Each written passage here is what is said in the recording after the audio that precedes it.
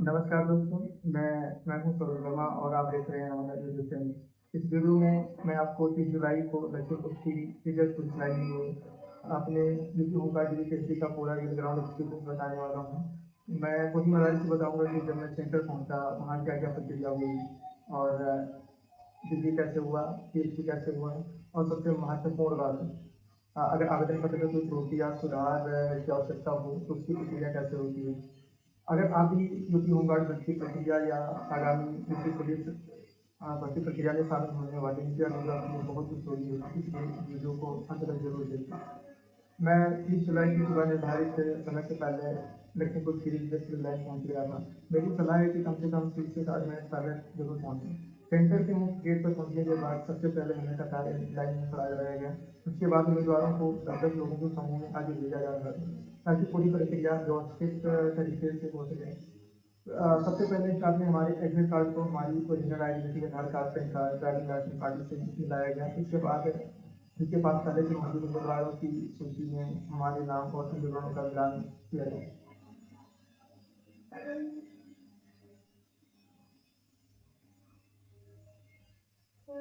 यहाँ एक महत्वपूर्ण बात मैं आपको बताना चाहता हूँ कि यह प्रक्रिया केवल एक बार नहीं हुई। हमारे साथ एडमिट कार्ड, ओरिजिनल आईडी और सूची में नाम की मिलान कुल 3 बार किया गया।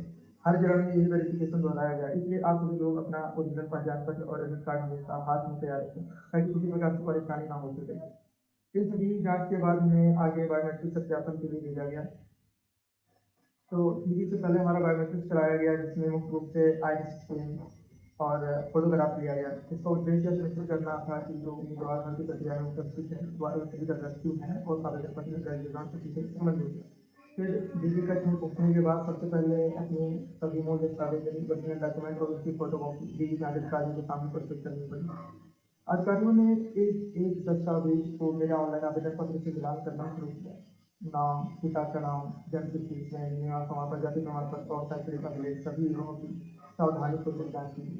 जैसा कि मैंने पहले ही बताया, मेरे आवेदन पत्र में कुल 3 त्रुटियां थी और इन्हीं के लिए मैं पहले से शपथ पत्र एफिडेविट बनवा के ले गया था।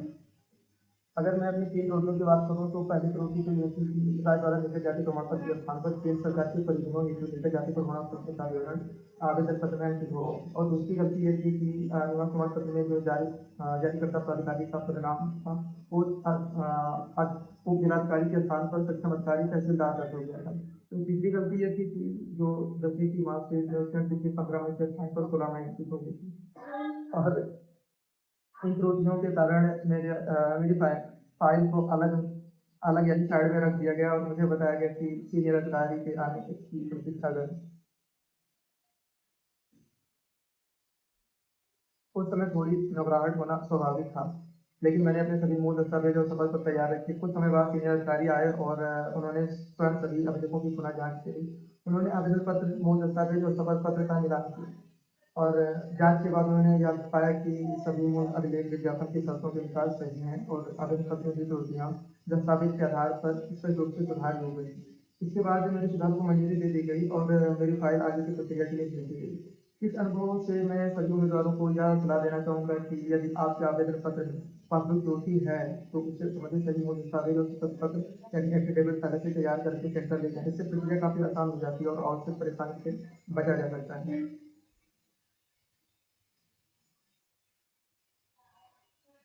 डीबी की प्रक्रिया पूरी होने के बाद हमें पीएचडी यानी फिजिकल स्टैंडर्ड टेस्ट के लिए भेजा गया। यह वह चरण था जहाँ उम्मीदवारों की लंबाई और सीने की माप की जांच की जानी थी। सबसे पहले हमारी लंबाई मापी गई। सच कहूँ तो सच कहूँ तो मेरे लिए काफ़ी चौंकाने वाला अनुभव था। मैंने घर पे कई बार अपनी लंबाई मापी थी जो लगभग 171-72 सेंटीमीटर के आसपास आ रही थी, लेकिन सेंटर पर मेरी लंबाई 168.8 सेंटीमीटर था। 168.8 सेंटीमीटर मापी गई। वहाँ डिजिटल और सामान्य दोनों प्रकार के ऊंचाई मापने वाले उपकरण मौजूद थे। जिन उम्मीदवारों की लंबाई निर्धारित मान के आसपास या उससे कम आ रही थी, उनका डिजिटल मेजरमेंट भी किया जा रहा था ताकि माप पूरी तरह स्पष्ट हो सके। इसलिए मैं सभी उम्मीदवारों से यह कहूँगा कि घर पर मापी गई लंबाई पूरी तरह घर पर मापी गई लंबाई पर पूरी तरह निर्भर बना रहे हैं, क्योंकि भर्ती सेंटर पर होने वाली माप थोड़ा अलग हो सकती है। इसके बाद अगला चरण था टेस्ट मेजरमेंट, जो पुरुष उम्मीदवारों के लिए एक महत्वपूर्ण हिस्सा होता है। और अगर मैं अपना अनुभव साझा करूँ तो घर पर मेरे सीने की माप लगभग 83 नॉर्मल थी, लेकिन सेंटर पर पहली बार में या 81 सेंटीमीटर मापी गई। उसके बाद सीना फुलाकर माप लिया गया, क्योंकि निर्धारित पूरा नहीं हो पा रहा था, क्योंकि मेरा फर्स्ट टाइम था, इसलिए प्रक्रिया लगभग 5 से 6 बार दोहराई गई। शुरुआत में मुझे थोड़ा तनाव हुआ, लेकिन वहाँ मौजूद अधिकारियों ने मुझे घबराने नहीं दिया। एक सीनियर अधिकारी के सुझाव पर मुझे कुछ केले खाने और टिप्स लगाने के लिए कहा गया। मैंने उनके निर्देश का पालन किया। उसके बाद जब दोबारा माप लिया गया तो मेरा शीर्ष निर्धारित मानों के अनुसार फिर पाया गया और मुझे आगे की प्रक्रिया के लिए भेज दिया गया। इस अनुभव से मुझे एक बात समझ में आई कि घबराहट के कारण कई बार शरीर की वास्तविक क्षमता पूरी तरह सामने नहीं आ पाती। इसलिए आपकी तैयारी ठीक है तो शांत रहें और अधिकारियों के निर्देश का पालन करें। पूरी टेस्ट की प्रक्रिया अनुशासित तरीके से हुई और स्टाफ प्रत्येक उम्मीदवारों को स्पष्ट निर्देश दे रहे थे।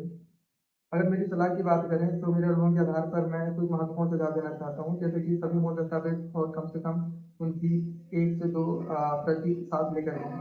यदि फॉर्म में कोई त्रुटि है तो उससे संबंधित एफिडेविट पहले से बनवा लें। समय से पहले सेंटर पहुंचें, घबराएं नहीं, स्टाफ के निर्देशों का पालन करें और अपने सभी दस्तावेजों को एक फाइल में क्रमवार व्यवस्थित रखें।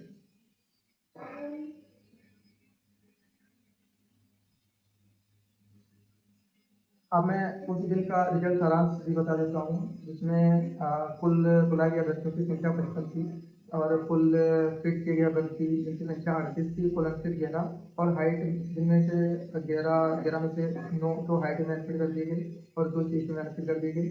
और प्रोविजनल सेट में 2 लोगों को डाला गया और 2 लोगों ने अपनी रेस एक्सटेंड करवाई। और कुल मिलाकर निष्कर्ष की बात करी जाए तो निष्कर्ष की बात करी जाए तो कुल मिलाकर 3 जुलाई को लखीमपुर खीरी पुलिस लाइन में मेरा यूपी होमगार्ड ड्यूटी का बहुत सकारात्मक रहा। शुरुआत में थोड़ी घबराहट की, लेकिन यदि आपके दस्तावेज सही है और आप तैयारी के साथ जाते हैं तो पूरी प्रक्रिया आसानी से पूरी हो जाती है। अगर आप जीवन में डी जैसे रनिंग मेडिकल या फॉर्म सुधार से संबंधित कोई भी सवाल है तो उसे कमेंट में जरूर लिखें और मैं अपने अनुभव के आधार पर हर संभव मदद करने की कोशिश करूँगा। अगर वीडियो उपयोगी लगी हो, वीडियो को लाइक करें, शेयर करें, चैनल को सब्सक्राइब करें और ऐसे ही घंटे से जुड़े ग्राउंड एक्सपीरियंस के लिए हमारे चैनल के साथ जुड़े। धन्यवाद, मिलते हैं नेक्स्ट वीडियो।